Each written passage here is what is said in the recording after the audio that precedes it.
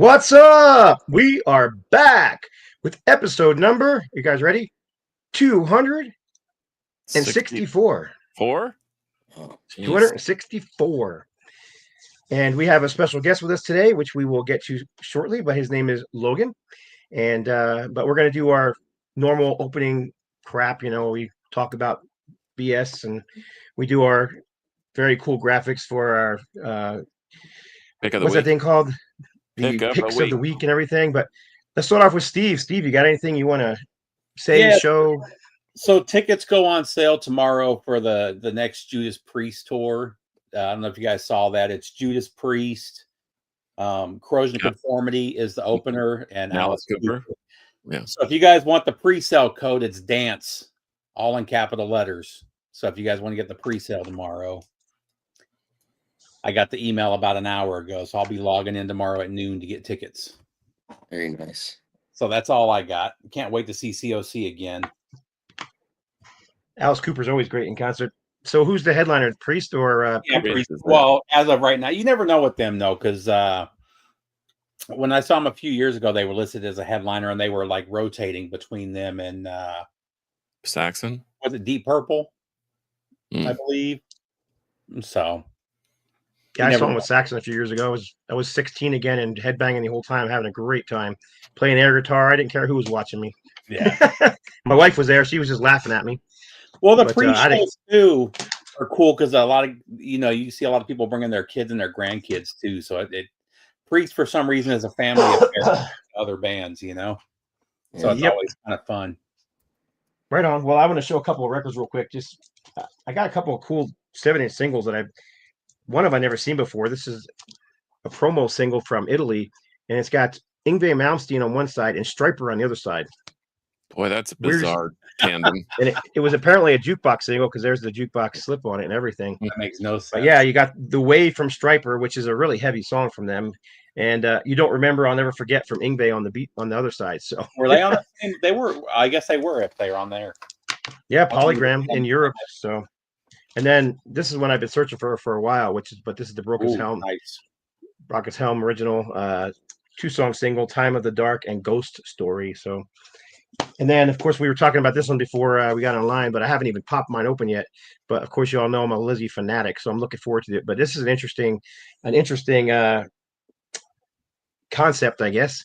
So Eric Bell went in and Brian Downey went in and recorded a bunch of stuff acoustically. And then they took Phil's vocal tracks and laid them over top of the acoustic stuff that they had recorded. So I haven't heard it, but Steve, you heard it. So yeah, like I said, I put it on the other. It was one of those things. It was $25. I didn't know what to expect. I played it like 6 times in a row. It's great. I loved it. Yeah, and it's got a great. It's all early stuff from the first 3 albums. So and a couple singles on here as well. I don't think. EIRE was ever on an album. I think it was a single, but I could be wrong. And then the other one I got that I'm really excited about is this one took forever to get here, but the 25th. What is it? How many years has it been? 50 years. 25. 50 years. 25 years. Yeah. 50 years. Their 50-year anniversary for the first Angel album. Is that the signed one? Yeah, it's got this signed.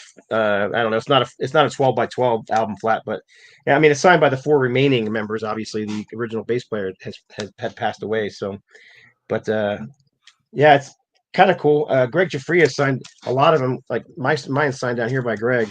He signed a lot of them using the G from the Giuffria album. The logo. I'm kind of disappointed that a lot of labels are doing that now, just sending out like 10-inch flats instead of having them sign the album covers. Well, and that's because they live all over the freaking world, so they're, they got to ship them from one place to the next. But in any case, anyhow, that's. I just wanted to show those because I'm a big old vinyl metal geek, so of course I had to show those couple of albums. But anyhow, that's it for me. John, you got anything you want to do before you're well, a couple shout outs. James Rivera's birthday today, I guess, so happy birthday to Vampiro. And they're about to embark on another European tour, I believe. And in fact, Logan will talk to us about their version of a European tour. But yeah, I've got 2 records for the picks of the week, if anybody's interested.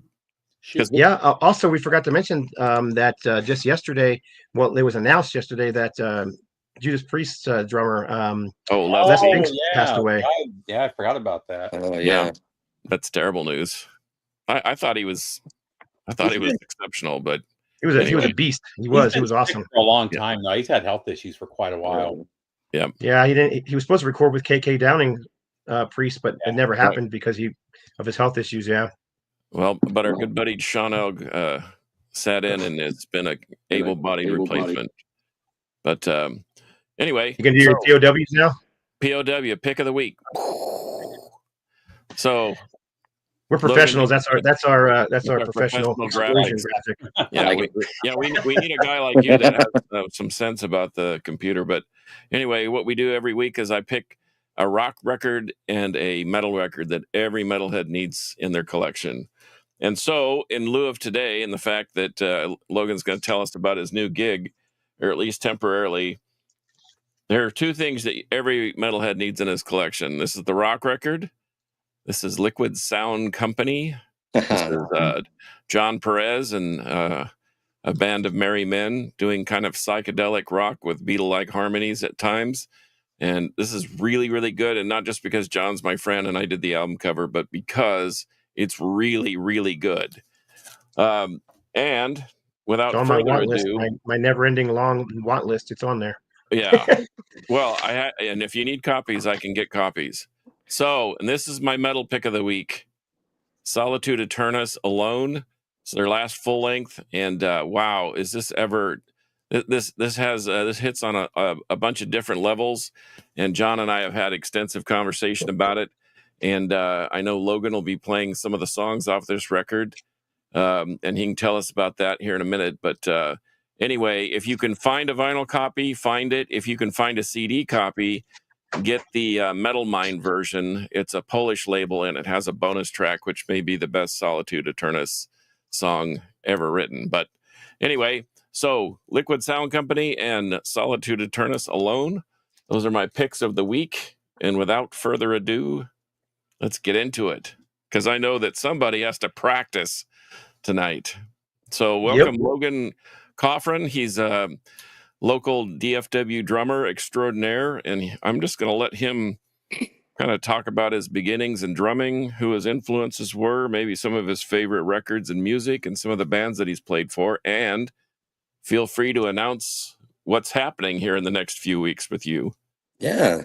Sure, man. I mean, I guess the main reason I'm on here today is the announcement for I'm playing for Solitude Eternus.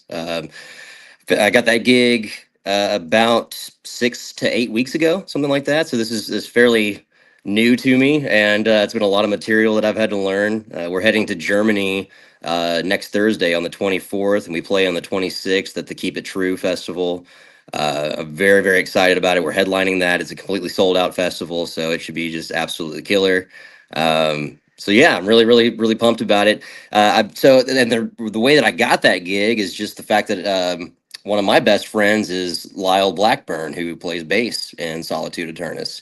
I played drums for GHOULTOWN, Lyle's other band, for the last 8 years or so. And he's one of my best friends. And so when this opportunity presented itself, he said I was the first person he wanted to call and see. And John Perez was down for it. So it all worked out really well. And the guys in Solitude are just absolutely awesome, man. I mean, really, really nice, great players. We have really good chemistry together when we play. So very thankful for that, man. I can't tell you how excited I am about this show. I think it's going to be really, really good. We're playing very tight. So can you kind of tip your hand at what the set list might include, or? It's mainly older stuff. When we talked to John about creating the set list, it really came down to what the fans want. We were like, let's not do obscure things or some of the newer records. Let's really kind of hammer down on the older ones, the ones that are, the fan favorites. So it's a 12-song set. It's about 70 minutes, and it's gonna rock. It's gonna be awesome, man. So who else have you played for besides Lyle's band, GHOULTOWN? Yeah, so before that, I played with RIVETHEAD, which we just talked about, and I played with them for about a year. And and I also played with the Razor Blade Dolls for a few years prior to that. Always played. Who just got back together, by the way, and performed, I think, the first time in years a couple weeks ago. Yeah, they played a show with RIVETHEAD, and I thought that was pretty cool. I really wanted to go and to check it out, but unfortunately, I wasn't able to make it. But yeah, I played with Razor Blade Dolls, and then prior to that, I was in a bunch of different bands, but nothing really substantial. You know, I lived in LA for about a year, worked with some producers out there. Really got a good grasp of how to play drums to serve a song. You know, like that's one thing that I'm big on as a drummer, especially in metal. You know, metal is a very physical type of drumming, right? There's a lot going on and things, but I serve the song first and foremost, and then I add flares in from there. I kind of can't stand it when drummers just go crazy all the time, and it gets boring to me. You know, I really like to serve the song. So very thankful for my time that I lived in Los Angeles and learned all those things. But yeah, just some background on myself playing drums, man. I started playing when I was 2 years old. I've been playing my entire life. Got into my first band when I was about 12 or 13. And I played in high school. I was on the drum line in high school, played in jazz band. I got a scholarship for jazz band after high school. And I've just stuck with it ever since. So right on. Love playing the drums. My son played in jazz band too when he was in junior high and high school. Did he really? It kind of forced him to, because they made him do the traditional holding of the stick. So instead of, because I taught him to drum with how I drum, which is just with a, but yeah, now he uses both holds. Which one do you use? I can do both. I mean, I do match grip. I don't really use traditional for anything unless I'm just doing like rudiments, messing around on I've got a little practice pad. I'll sometimes just kind of jack around with that, but mainly just match grip. No, that's cool. Yeah, because I noticed like towards the end of Rush's existence, Neil Peart went back to playing, the more traditional style of holding the stick. I don't know what you call it, but you know what I'm talking about. Yeah, traditional style they call it, which is, it's funny to me, man, because if you look back in time, all the drummers, prior to really like the 60s, 70s were all playing with that traditional grip, right? Yeah. If you look at Buddy Rich and all those guys, they're all playing traditional. And so that was the norm back then, and then everybody switched to match grip. So it's almost kind of crazy seeing, especially a metal drummer playing with a traditional grip. I was fortunate enough to play with Steve Smith at one point in time. He was the drummer for Journey, and he is by far the best drummer I've ever played with, ever. I mean, he is mind-blowing good, right? And traditional grip. It's just crazy seeing him go all over the kit with that grip style, Yep. Have you heard any of his Vital Information project? I sure have. Sure have. It's insane, dude. He's absolutely, and a very nice person. He was really accommodating and very nice. And I was about 17 when I played with him, and he taught me a lot of things. He was just a very down to earth person. So that's a really cool memory. It's always cool when stuff happens. Like when my son was like 13 or 14, he got to meet and play for a moment with Terry Bozzio. Oh, wow. So that really affected him. It's funny because he did like a drum clinic, kind of a concert thing inside of a music store here in Albuquerque, but they had this big stage set up and he had this gigantic, I mean, it was literally surrounded him. His drum set was ridiculous, but he was actually playing, he called it drum music. So he had all these different tunings on his drums. So he was playing music on his drums. And then there's all these people standing around holding their Frank Zappa albums, all these different albums they wanted to sign. And he finished his set, and I told my son he had his drum head on him. I said, get up there before he leaves. So my son went up there and he handed him his drum head and he signed it for him. And then he sat there and he talked to my son for a minute, and he put my son on it because he was little, he had long hair. He put him on it. He said, go ahead, play. So my son got to play in front of all these people. And then he got off the stage, and then Terry Bozzio disappeared off the stage and nobody else got an autograph. Really? It was pretty awesome. Yeah. Oh, I didn't even get one. So yeah, but yeah, he got one, and he got to actually play on his kit, and see the whole thing. So that was kind of neat. Anyhow. Dude, I have a Terry Bozzio VHS from when I was a kid. That was one of the first like drumming instructional type videos that I ever watched, and I still have it, man. He's killer. And it's funny too because you said about the tuning the drums, right? I remember looking at this crazy monster kit, and each drum had the note written on it that it was tuned to. Do you guys know how hard it is to tune a drum to a note? It's really Yeah. not easy. It's very difficult to do that, and especially tuning because it drums has period two is very heads. hard. Yeah. Yeah. I mean, when you're tuning a resonant head and a batter head, it like those frequencies don't like to match up very well. So the fact that he has, I don't know, 100 drums all tuned to a note, it's pretty crazy. It is crazy. But Yeah. it was amazing. Anyhow, I'm sorry to interrupt your thing, but I just thought it was an I interesting played story. drums for 15 years. I don't think I ever actually tuned a drum. It was just all, yeah, that sounds right. Sounds about right. Yeah. You know, a couple of years ago, I switched up to a tuning dial. Okay, it's a little, it's like a pressure dial that you put on. Have you seen these? Yeah, a buddy of mine who's a producer was like, I highly recommend you do that, because that way, every time you go into the studio, say you're recording an album, every day, you beat the drums up the day before it they come out of tune, so you can put them right back into the same tuning that you had them before without having to change heads and everything. So I gave it a go, and it is a game changer, man. I really recommend those to any drummers out there. I use them all the time. It's really cool. I know about it. I've got a buddy, Talos, who I used to play drums with back in Phoenix, who's he's been playing for like 35, 40 years. Nice. He's at a point now where he doesn't do bands anymore, but he's trying to get into session work. So he's training with a guy from San Francisco. What's the big music school up? Is it Berkeley School of Music? He's a professor there, though, that he's training with. So, he went into the studio for the first time with all these years of experience. I thought he was going to be great, and realized within like 10 minutes that he was like completely out of his element, Yeah. As a session player, he had been in the studio many times before, but so he's basically training himself. But that was one of the things he talked about, was having to tune the drums the way these guys wanted it done, and having to learn how to do that at almost 50 years old. So, yeah. Yeah, that's really old, Steve. Well, when you've been playing for almost 40 years, and you find out that as good as you are live in the studio, you're nothing, Yeah. Having to relearn how to play as a session player. Yeah, understood. In fact, one of my old workout partners, a guy named Bobby Rock, who now plays with Lita Ford and has been with her, I think, 20 years. But he's not quite my age, but almost. But he's a specimen of health and fitness. I mean, the guy is a maniac when it comes to that stuff.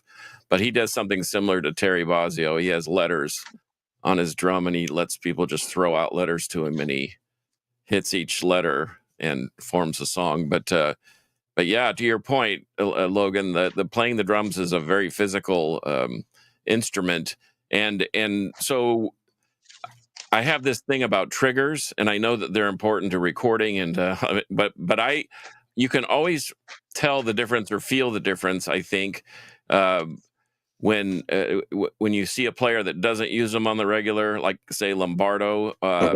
Or in fact, I think that's the difference between Paul Bostoff and Dave Lombardo, is one is triggered and one is not. And not that they're any worse technically, but Lombardo's drums just feel more natural. But that's just a personal preference. But do you have any ideas on that, on the trigger versus no trigger? Yeah.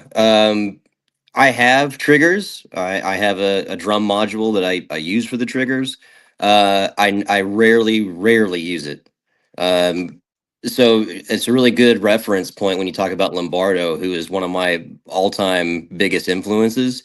For me, it doesn't matter which projects Dave is playing with. It's like you can instantly tell that it's him playing the drums. At least for me, maybe that's just because I'm a drummer and I can recognize that drum language, but it's every time I'm like, that's Lombardo, dude. You can tell. And so with triggers, man, I mean, I think it has its time and place, especially in a live setting. I would never use triggers in a studio, especially with nowadays how you can, if you really want to, you can quantize drums. You can do flex time on the transients. You can change all those things. You can do replacements on drums. You can blend replacements in with your actual sounds and EQ those things. So there's so much magic that you can do in a digital workstation at this point that I don't think that it would be necessary to play with triggers in a recording setting, right? But live, especially with the kick drums, like if it's extreme metal, there's really no way to get that bass drum to cut through the mix unless you're using a trigger. But at the same time, as a drummer, man, it's so weird playing with a trigger live, because you have to really muffle your kick drum. Like you have to stuff it pretty much with blankets or something like that to where it's a dead sound. And then it just makes it feel totally different when you're doing that. So I don't know. I'm not against triggers by any means. It's just something that I don't personally use. I don't mind Gotcha. the trigger on the bass drum when they keep the natural bass drum sound. I just hated that sound in the 90s The where they did clickety that clickety. pop on the trigger. Oh, it was the worst sound I've ever heard. I hated it all through the 90s. And every Anthrax did it. It drove me crazy. It is crazy when you go to a death metal show or something. Like I went and saw Belphegor 2 weeks ago, and it was a killer show, but the sound was not great, especially for like the first half or so. After that, they kind of dialed it in. You could hear everything a little bit better. But I mean, for the first half of it, all you could hear were the kicks, and it was very clicky. You know, it was. I mean, it was cutting through. You know, the guy was obviously a really great drummer, but that's really all you got was just sounding like kick cannons going off. You know. So the Keep It True, I know that they typically they backline with like a stage kit, or are you going to be able to bring your own equipment, or do you have someone that's going to bring you a set that you're going to backline with, or are you going to just play the whatever's there? That's a great question. So we are fortunately, because we are the headliner, they allowed us to give specs on the kit. So we're renting a kit completely to my specs. As a matter of fact, they sent over some specs of like, hey, here's what we can get for you, and we went back saying no, not very good. So they updated it and gave us a better kit. And it's actually a really good. It's a Pearl reference series kit. It's all maple. I'm using 2 kick drums, lots of toms, lots of cymbals. They're providing I use Peisty cymbals, so they're doing that for me. I believe the only thing that I'm going to bring to the show is my kick pedals, man. I use, they're called Zarsi Capoto. So I actually have a sticker. They're out of Poland. I highly, any drummer that's listening to this podcast, these are the best pedals in the entire universe. I cannot recommend them enough. They're absolutely incredible.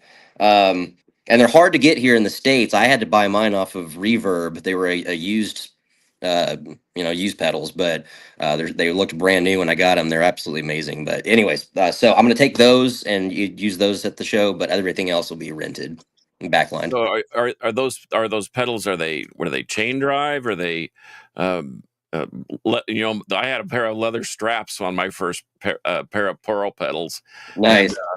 And, that broke frequently. But so what makes them so good? Are they a direct drive mechanism? They're direct drive. There's direct drive. There's no chain on them, which I prefer for sure.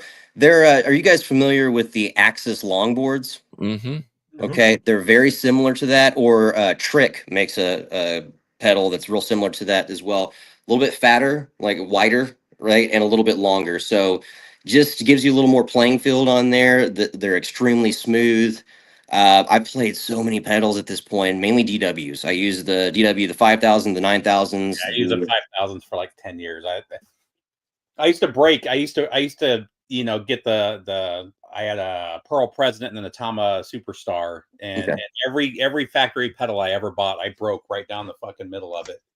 And DW 5000s were the ones that finally I would still bend the hammer and shit from time to time, but yeah, I never broke a pedal again once I switched to those. Yeah, DWs are definitely the preference. I started with Pearls. I used the Eliminators and then like the Demon Drive, I think they were called. I even tried for a while I was using the Tama Iron Cobras. Yeah. I couldn't stand those.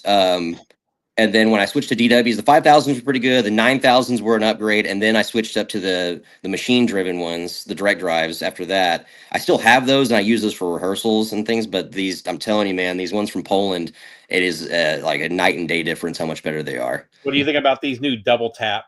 The Duelists? Yeah. Yeah. I mean, dude, I played on them once. They had them at a Guitar Center. And I sat down and messed with it. They're weird. They're hard to play. But I mean, if you're doing both singles, it sounds like doubles, and it's obviously the guys from Fear Factory using those, but that's about it. Yeah, and that's a band that uses a lot of triggers, is Fear Factory. But they're so precise with that industrial sound that it works, right? But yeah, those Duelist pedals are crazy. I totally understand the application for it, why someone wants to use it. But when I follow a lot of drummers online, And my technique is like Dave Lombardo. If you watch him, if they pan out and you're just watching his feet on the pedals, he's very physical with it. It's like he's running, right? That's how I play. I play heel up and I really dig into it. And then I see some of these guys now that can play faster than I can, and they're doing this heel toe like swivel, right? That stuff is mind blowing to me. I try that stuff and I don't know, it feels very awkward, but some of those guys are so insanely good at it. I don't understand Gene Hoglan, how that guy can I was play. just going to say that. He doesn't move.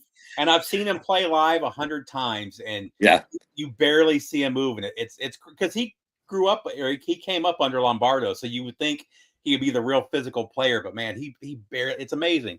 Danny Carey does the same thing. If you've seen him, he gets into it, but when he's actually playing, he's barely moving. He's got everything perfectly matched. It's insane watching these guys. I think those guys. I think Gene is just so big. He's just physically an imposing person. That his range of motion doesn't have to be much for him to really brighten the sound. But you're right. It's like he's just stationary. It's like, is he even playing? And then you look behind the kit and you're going, holy cow, he is playing. He's a monster, man. He's so good. Have you guys heard the new Dark Angel single that just released? Yes. Oh, dude, absolutely awesome. I'm really excited about that album coming out. Well, we've had Gene on the show early on, and then Ron Reinhardt on the show. So we're pretty stoked about this. I mean, they've been talking about a new record for the last 3 years. Yeah. Yep. And finally, it seems like it's here. But we'll look for it. Have you heard it? Oh yeah. I mean, it's like, it was their first release in like 34 years or something like that. I mean, it's awesome. I love those 3 albums that they put out. I mean, I've listened to those forever, so it's that's exciting. But yeah, it is. I think you're right though. Like his size, it just kind of makes it to where he doesn't have to hit as hard. It just comes through. I think about like guys with size like that. Do you guys remember Nick Barker that played with Cradle of Filth and Demi Borgir? Yeah, that guy. Oh my gosh, man, he was amazing. Yeah, Horg from Immortal. That guy's a monster. That is one band that I would love to see. I've seen Abath a couple of times on his own, just solo thing, but I've never saw Immortal with him. The first time I heard Immortal was probably, when did they first come out? Like 90, 92, 93-ish? Yeah. Early second wave, yeah. I was playing with my first band, and the guy that replaced me on drums he's from New York, and nobody knew who black metal was at this point, in the US. It wasn't a thing yet. And he came from a little area in New York where there was a scene there, and there was a scene in LA, and that was it early on, And he came in with this Immortal CD, and he's like, this is the fastest drums I've ever heard. I was like, whatever, man. I know Lombardo, I know all these guys, and man, he played that Immortal. Oh man, I couldn't believe that guy's drumming. It was insane. He said still too, In fact, Logan asked John Perez about. We drove to San Antonio to see him at the Warehouse Live down there with Apsu was opening up, and it was the Sons of Northern Darkness tour, and we got to the hotel and I rode the elevator with Horg, and he's just standing there, and I mean, I'm 6'2", and he was towering over me, and of course he's very quiet, and I looked over at him and I gave him the head bob, and he goes, "I am Horg." That's all he said, dude. And I'm just like, you sure are. Holy cow! But I want to say Lyle was telling me a story. They played Wacken back in the 90s, and Immortal played there as well. And they rode a bus from like the hotel to the venue or something like that. And the same thing where they were just sitting there real quietly, and one of them just kept going, "Immortal." They're like, okay. So that'd be awesome. And John wears that T-shirt from that tour all the time because he knows how jealous I am that he has that. I love that album. Yeah, John and I've been to Wacken too in 2006, and he and I were talking about it, and he wanted to know all the details because he played some of the earlier shows with Solid, like Wacken 8 and 9, something before they were even into double digits. And he said that if there were 15 to 20,000 people, that was like an amazing thing. And when I was there was at least 80 to 100,000 people, and it was mind blowing because you're listening to Aborted at 10 o'clock on a Saturday morning, And then it's followed by Morbid Angel, Motorhead, Soulfly, Hatebreed, Arch Enemy, and I'm like, what is going on here? And it's not even dark yet. So, and I know that thing keeps getting bigger and bigger. We did the Hell's Heroes thing here in Houston, not too far from us, and so it was. And yes, you poser. I am bragging because it was pretty awesome. But I think Hell's Heroes is starting to pick up steam, and I hope that it doesn't get too big, where it's more of a cattle call, kind of like the old Milwaukee Metal Fest was, where 20-minute sets, 10-minute changeovers, and it was just like spit them out and plug them in and let them rip, and then pull the plug and next band. It was one of those things. But anyway. Yeah, those are. But Keep It True is on my bucket list. I'm a little jealous, kind of like you are, of John's tour shirt. It's crazy, man. I've never toured over in Europe, and there's so many festivals I've wanted to go to, and Keep It True is one of them, right? And then when this opportunity presented itself, it was like, hold on, I get to go to this festival, but not only that, I get to headline the festival. So I mean, it really is a dream come true for me. And we've had some really good conversations about what the future looks like with Solitude. There's some other gigs that we've been presented. So I've talked to John about if there's any possibility of Vakken at some point, and he said probably. So I don't know if that'll happen by any means. Don't hold me to it, but there are more shows that we would like to do in the future. I think these shows have given him a lot more confidence. Because John is the type of person that's just happy to, if his music touches just a few people, then he's satisfied with that. But I've always told him that the world needs to know more about him principally and his music, and so I think that by playing more shows, even when he's doing the Rotting Corpse thing, it's kind of fun because he's completely out of his element. With that, because it's not slow and heavy, it's ripping fast, and he's having fun. So I think that's kind of he's getting out of his little danger zone, and he's jumping out into the world a little bit. But anyway, it's exciting for me too, playing with John, because when you play with new musicians, it's kind of rejuvenating, and you want to. And it gets you excited again about doing things. And having said that, I want to put this on the record that, I haven't met John Covington, but dude, learning his parts, that guy was is absolutely awesome at the drums. His phrasing, the way he does things, it's very different from how I would think of things. So it's been a challenge to learn these songs, and man, I cannot praise him enough about his drum skills. So I kind of feel unfortunate that he wasn't able to make this show, but I'm trying to honor the songs as best I can and play them, beat for beat, fill for fill, and do the best I can with that. But man, he was an absolutely awesome drummer. That's a crazy lineup for Keep It True this year too. That's some great bands on there. You guys, it really is. Yeah, Riot's playing the night before. They're headlining the night before. Yeah, Violence, Portalige, SA Slayer. Is it Riot or Riot V or Riot Act? Who's playing? No, I just think it's Riot 5. It's Riot. Riot 5. Yeah. I think they've dropped the letters now. They've just said just be Riot, for crying out loud. I think they're only Riot 5 here in the US. I think because I've got one of the Japanese pressing, it just says Riot. So they just did that here in the US, but it is what it is. But that's going to be a good fight. That's a crazy career though. So GHOULTOWN is more of a psychobilly, punk rockabilly band. RIVETHEAD's a little bit more electronic industrial, and then now Solitude Eternus. Yeah. How do you bounce between the styles there? Is it just hookups that people and you got into the bands that way, or?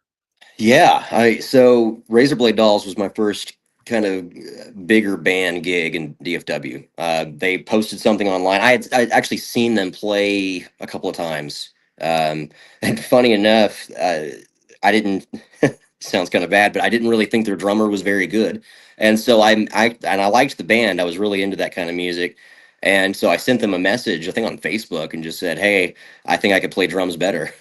And I think they were like, yeah, okay. They never really responded much. And fast forward about a year or so, their drummer quit, and they posted that online, and they're having auditions. And so I messaged them again, went in, and I got the gig on the spot. And from there, I met Lyle. He came to one of our shows. It was a Halloween show, and we were all dressed up. I had painted my face to look like King Diamond. And Lyle comes up and he's like, are you dressed as King Diamond? I said, yeah. And he's like, dude, I love King Diamond. I actually know King Diamond and all this stuff. And so we kind of hit it off like that and just became buddies. And then the drummer for GHOULTOWN, some years later, he wasn't able to do a music video that they were doing. So Lyle reached out and asked if I could do the video with him. So I said, sure, I learned the song, did the video, we had a good time. And then about a year later, the drummer had moved to Austin from Dallas, and it was just too far commute, to be able to do rehearsals and things like that. So yeah, Lyle asked me to join that band. And then it's just kind of, every other band that I played with from there was just kind of, hearing about me through other people, and then I'm kind of easy to work with and things like that. But, I'm a metalhead at heart. I've been listening to metal my entire life. So playing all those other styles, I like them. But when this opportunity came up with Solitude, I was like, oh, yes, this is exactly where I want to be. Well, the psychobilly stuff is funny because almost all the psychobilly guys I know are metalheads, you know, and the drumming between the two kind of transitions kind of well, you can get pretty crazy on the kids with the psychobilly stuff. So it is. It's a lot of it's that kind of train shuffle beat, that Johnny Cash on the snare, and which gets redundant after a while, but that's what works for that music. It's like we've tried other beats and things like that in those songs, and it just doesn't sound the same. It doesn't, that's a particular sound that needs. So it's fun playing that stuff. It really is. But this has been more of a challenge because I get to use the double bass a lot and do all those things. So yeah, it's cool. And then John knows this as well. So I've been working. I've got another project. It's a solo project that I'm working on. That's all extreme metal. I'm doing everything myself. So I play guitar and bass, and I do vocals, all that stuff on this project. And it's called Hymnal. It's kind of like a black and death metal project, and I'm really, really excited about that. I've got about half an album written right now, so hopefully I'll have some material to put out by the end of the year. And hopefully you'll have a logo here soon. Yeah, John's working on a logo for me, so I'm really excited about that too. So yeah, I was going to ask you about that. In speaking of experiments and trying to branch out into other brands of metal, so that's really cool. I'm really anxious to hear what it sounds like because I've got my process is probably a lot like yours, where I stick to the basics and then I may sketch something that looks completely okay, and then I'll see something else that will help that idea transition into something better. And so that's kind of what happened to me last night. I was thinking, okay, I'm about to send him something. No, I just had like an epiphany, and I thought I need to pursue a couple more angles, and then we'll figure it out. Thanks, TJ. Wow. Yeah, that's really great. I'm excited to check it out. Thanks for giving a crap about it. Oh no, I mean that's somebody asked me the other day at the gym. They said, "Well, how did you get your start in the art business?" And I said, "Well, I don't know. I mean, I've been drawing since I was a kid. I used to draw a comic book when I was, in my young teens, and when I moved up here, I was married and had kids and blah blah blah, and I didn't really think about much of anything. And then when I moved to Dallas, when I moved to Texas, I was a family man, and then I moved to Dallas, and I was like a solo project again. And when a guy at work just said, "Man, I got this killer band, and I don't even have a logo." And I said, "Oh, all right, what's the name of the band?" And he said, "Dead Rising." So I whipped something out for him, and he's like, "That's awesome. Can you draw a T-shirt design too?" Yeah, sure. I drew something. I just used myself as the model and drew this corpse-looking figure with the logo over the top. Bang! Now we got an album cover, we got a T-shirt design and a logo, and then that's how it started. And then he told his friends, "Oh yeah, if you need a logo, go to that guy." And then here we are. And I was looking at, was going through my portfolio because now that I'm retired, I have time to kind of clean up the desktop and whatever. And I mean, I've done hundreds, and I'm like, when did I have time to do all these? But somehow it happens, and so I look at it as a blessing because I love to help you portray yourself. In fact, I was speaking of Bruce Corbett as we were talking about prior to the show starting. He wanted me to create something that identified the band of War Beast. This was after the Rigor Mortis projects, of course, and he wanted an Eddie or a Vic Rattlehead or the War Pig. He said, I want a character like that identifies the band. And so, man, it was like a challenge, but it was like, this is the greatest challenge I've ever had, and it's the most fun I've ever had in creating something. And we created, not only the logo, but we created the band's identity just with this little creature thing. So yours is a little more straightforward because the music is just completely different. But it's almost like when I was in landscaping, the smaller spaces were more of the challenge than a bigger space. And so black metal and black and death metal, that's kind of like a smaller space. It's got to be very precise and clean and yet, Derek knows about my experience with Vinnie Vincent Invasion. It's a long story, but anyway. I was just listening to some Vinnie Vincent Invasion 2 days ago. I love that album. What a great guitarist, but what his own worst enemy. I got to meet him. But I did too back then. But I got to meet him recently when he reappeared, and he's a nutball. Yeah, he is a nutball. But, he's different nowadays. That's for sure. Yeah. But he can still play that guitar, doggone it. But anyway, to your point, every opportunity is a different creative experience. So, but I think you're going to dig what we come up with, and hopefully we can have you back. Maybe we can bring you back after the tour, and you can kind of give us because since it's your first time in Europe and so forth, make sure you take a chance to walk across the street and see how a Porsche is made, because that Keep It True is in Stuttgart, which is where they make Porsches. But anyway, that's just a beautiful part of the country, and you should have a great time. But Germany's great, man. I used to live there. It's fantastic. Oh, yeah. Cool. Yeah. Logan, have you ever heard the band Horde out of Norway? Black metal band? Yeah, yes. You know what? I'm not super familiar, but I know of them. It's Scott. I mean, that is some of the most insane fast drumming I have ever heard. Insane. If I didn't know it was real, I would have thought it had to be fake. When he said he was doing an album by himself, though, that's exactly what I thought of. Yep, that's the first thing I thought of when you said you were doing it. Jason Sherlock, who played in Paramecium and Mortification and some of those other bands back in the early 90s. Yeah, he did. He was the main guy in Horde. He went under the name Anonymous for a long time, but people figured out eventually it was Jason Sherlock. But yeah, if you ever get a chance, and the song titles are freaking hilariously ridiculous. Yeah. I love it. But anyhow, if you get a chance, just check that out because it's so insanely fast. The dude is a beast. I'll check that out for sure. Isn't that what most black metal bands start off as, though, just one guy? Kind of like seems to be. Even Mayhem just started off as just one guy. Burzum, name it. Just name it for you. They just started with one guy in a shoebox and an old beat up recorder. Yeah, that's the conversation I have a lot with black metal fans. Of, do you like the lo-fi sound, or do you prefer something that sounds better and hi-fi?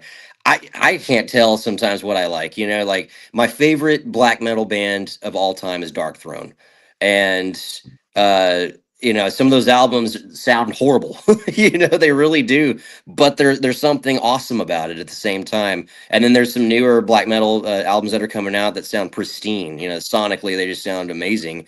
And so that's kind of what I prefer is something that sounds bigger and huge like that. But that's always the conversation with black metal is like who likes that particular sound or not. I think sometimes the poor production adds to the charm of the albums, though, and that's even true of like some of the old metal records. Like the first couple of Raven albums are horribly recorded, but it's kind of what gives them their charm. Autumn albums, and I love that stuff. First couple of Venom albums, another good example, or the first first Tank album, or the first Tigers of Pantang. There's so many of those. Raw recorded. First Metallica record, same thing, horribly recorded, but it kind of adds to the charm of the whole thing. Yeah, it's funny you got the Cradle of Filth shirt on because all my favorite black metal albums, the band left black metal right after. So like Principles of Evil Made Flesh is one of my all-time favorite albums. And they changed their sound on every album after that, you know. Bork Nagar, the debut from Bork Nagar is one of my all-time favorites. They became a Viking metal band after that. Yeah. You know? They went more progressive, but still, yeah. I like it. I like that old black metal stuff, you know, that second wave with, you know, like you just said, Principle of Evil Made Flesh is like, that album rules, man, you know, and like really think anything after Midian with Cradle of Filth, I'm not a huge fan of, but I still like them, you know, I'll still go see them live every time they come through town. Well, they've kind of become, it's almost like an art show now as opposed to a concert, you know what I mean? It's just become something completely different at this point, which, hey, they're making millions of bucks doing it. They're doing the right thing, but yeah, absolutely. Cool. Well, we got quite a few people watching, and the comments are kind of quiet today for some reasons, but if you guys have any comments or questions for Logan, get them in so I can get them to him, because we only have about 10 minutes left. So if we've kind of touched on your favorite records. If you could pull 5 albums and go to the island with in each genre, let's just start with black metal. Dark Throne. Yeah, Dark Throne. Blaze in the Northern Sky, I would say, is the number one of theirs for me. Goodness sakes, man, there's so many, dude. I think Belphegor, I really, really love. Lucifer and Cestus is a really awesome album. If we're gonna go, I'm gonna switch it up, man, because you know, black metal I love, but I mean, dude, like the first Sabbath album, I think I could play that all day, every day, right? You know, I could never get sick of it. Really, any of the Sabbath albums, you know, I think there's so many great ones. I don't know. Goodness, put me on the spot. Are you into like Bay Area thrash or East Coast? Yeah, thrash, yeah. I love Exodus. I mean, Slayer. You know, I love all that stuff. Overkill. You know, I'm huge into that thrash stuff from Bay Area. Obviously, Metallica. You know, big into that. I like. There's a lot of stuff, man. I like grindcore. I like Napalm Death a lot. Me too. Yep. And then, you know, honestly, I grew up on listening to hair metal. That's what my parents listened to. That's what got me into metal in general. Carcass. So, like, you know, Carcass is amazing, dude. I love Carcass. But yeah, you know, some like Motley Crue, Too Fast for Love. Like, that's, I don't know, man. I know that's not super metal, but that's an album that I love. It's hard to beat that one. That thing is. I mean, after that, I don't really need another Motley Crue record, honestly. But I don't know, dude. When that came out, it was considered metal, so I consider it metal. But yeah, what's funny about that is I started listening to. I never was into power pop, and I got into power pop recently. You know, the Cheap Trick and all that stuff. And I always heard people compare Motley Crue to power pop, and I never got it. Mm-hmm. And then I was listening to some power pops. I was like, holy shit, Motley Crue is like a metal power pop band. It's yeah, man. They were like hugely inspired by the Raspberries and stuff like that. Yeah, so. Yeah. Well, that's why I like that first album. Here. Yeah. What's that? They got a couple questions. Someone's asking, do you like the heavy metal version of Dark Throne or the punk version? The metal version, I would say. I don't really know the difference. Was there different versions that came out? I don't know. I just think I'm not a huge fan, so I don't know them all that well. Got more filthy sounding rather than clean. You know what I mean? Okay. Yeah. Okay. And then we got this. Someone asked, "What's your favorite Texas bands right now?" I'd say Solitude AETURNUS might be up there. Yeah, that's pretty up there for me. Yeah, right up there. Let's see. Oh gosh, I like Frozen Soul. Dude, they're bad to the bone. Those Frozen Soul is kick ass. Why am I drawing a blank on what's that? Swing of the Axe. Oh, Power Trip. Power Trip. Yeah. I love Power Trip. Yeah, I think it's cool that they're back doing their thing. It sucks, obviously, what happened with Riley, but you know, I think it's cool that they're out there doing it, and I see them on all kinds of festivals and shit now. So it's like it's really cool that they're still out there doing their thing. You know, GHOULTOWN, pretty kick ass band, I'd say. Yeah. Especially the drummer. I don't know. Okay, what's your guilty pleasure, if whatever that is? Oh, dude. I mean, I'm a huge horror movie fan. You know, I watch horror movies all the time. I think horror movies and heavy metal go hand in hand. So I'm obsessed with that. I go to a bunch of different conventions and things like that. Other guilty pleasures. I love Did you watch the new tattoos. Nosferatu yet? What's that? Did you watch the new Nosferatu yet? I did. I thought it was okay. It wasn't my jam, really, to be honest. I watched it in the. The look of it's fantastic, but I've been waiting so long for Comfort Club. Yeah, I thought it looked awesome, man. I mean, and with Robert Eggers, the director, I thought The Witch was amazing. I thought that movie was absolutely awesome. The Lighthouse was pretty good, but Nosferatu, I don't know, man. I saw it in the theater and I thought it was just kind of boring. And then I tried to rewatch it at the house. Like maybe I just didn't get what everybody else saw because so many people raved about it. But it was okay. I don't know. What it says, will Solitude tour Canada at some point? Hopefully. Hopefully. Okay. They want top five drummers. Danny Carey, Tommy Lee, Dave Lombardo. I know it's maybe a little controversial, but Lars Ulrich. Nothing controversial about it. Exactly, Steve Smith, dude. I mean, I know that's kind of out there because he was with Journey, but I'm telling you guys, it absolutely blew my mind how good he was. So yeah, I'd say those guys are pretty up there for me. What else we got here? Some of those pop and rock guys. What's the drummer that was with John Mellencamp for like 30 years? Ooh, I don't know. To answer that question, what about Nick Barker? Yes, I love Nick Barker. I think Nick is going through some health issues right now, I do believe. I don't think he's playing with anybody, which is a shame, man. What an amazing drummer. Yeah, the guy that played with Mellencamp, I can't remember his name. Kenny Arnoff is awesome. He's a session drummer, dude. He's played with Sammy Hagar. And I got to see him at like it was like a drum workshop thing that they were doing in Phoenix. He's probably one of the most amazing drummers I've seen live. And I've seen a lot of great drummers live. That guy blew me away how good he was. And he was kicking some double bass and playing a little bit of metal for people. It was pretty crazy how good he was. Yeah, he is very good. Here's another one, good session drummer who plays with Korn now is Ray Blusier. I think so. You say Ray Blusier? Man, that dude is a beast. Absolutely awesome. I mean, that guy, I've been a Korn fan since the 90s because that's, dude, that was what I grew up with, right? Nu metal was a thing, when I was a kid. And I always liked Korn, but when he joined Korn, to see them live, it's absolutely like takes up a notch for sure. If you can find any of his earlier stuff, back when they were on when he was a session drummer for Shrapnel Records, Tony Fridianelli does a couple of solo records with Ray Luzier playing, and it's next level. It's like and nobody knows. And I think Tony Fridianelli now is the guitarist for Three Doors Down or something. It's like, I just need a paycheck now. I've shown the world that I can shred or Matchbox 20 or just some pop alt band, whatever. Right.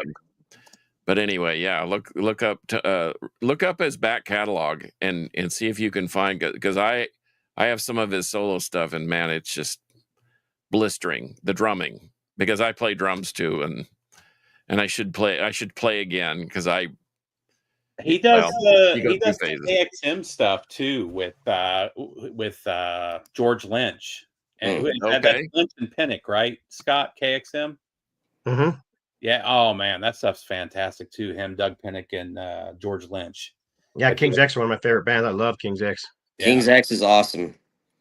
Yep. I've been blessed to be able to work on quite a few of their albums. So, are you getting down near the brass tacks there with time, Logan?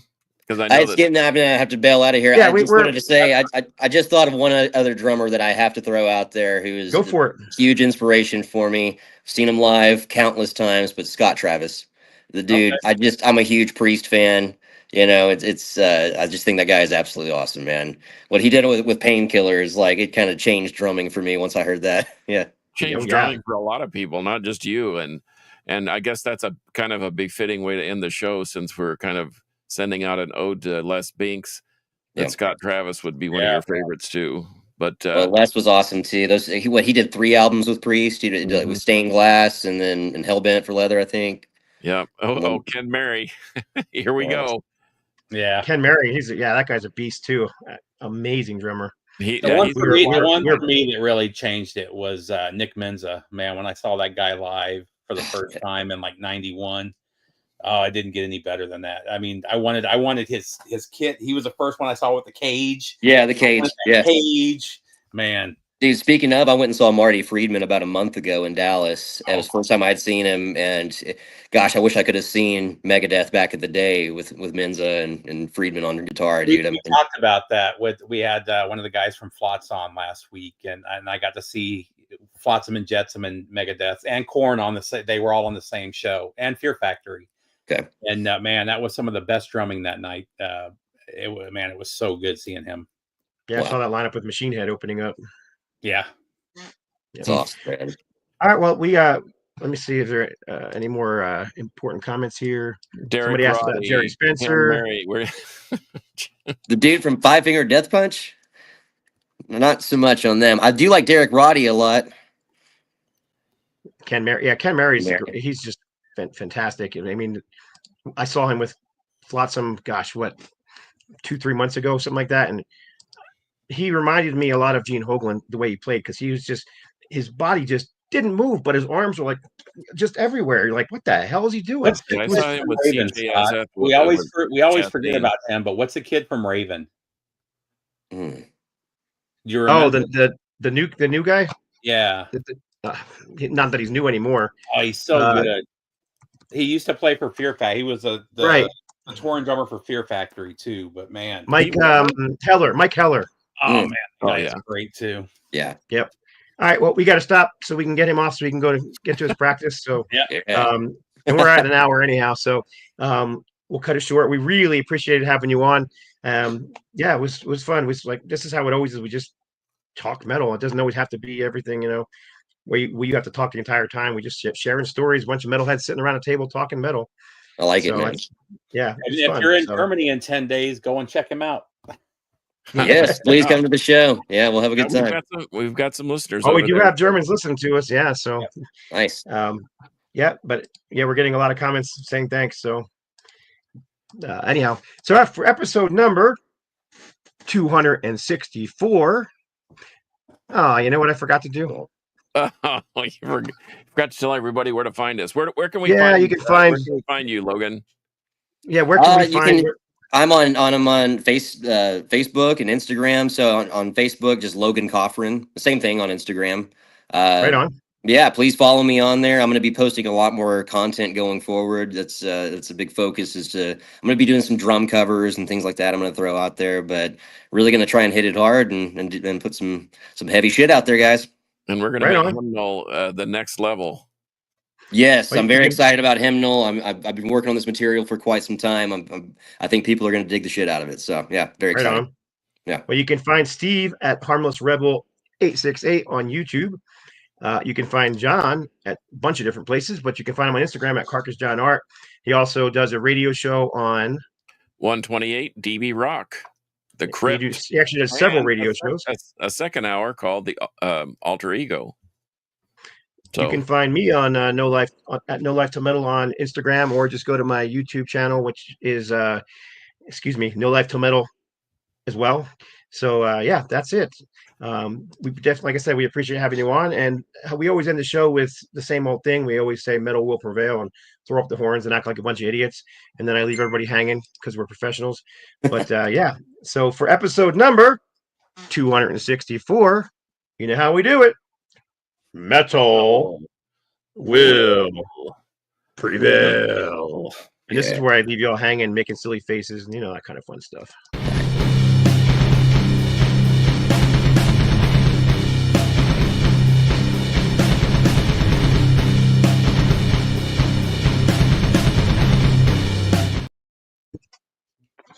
Well, that worked out well.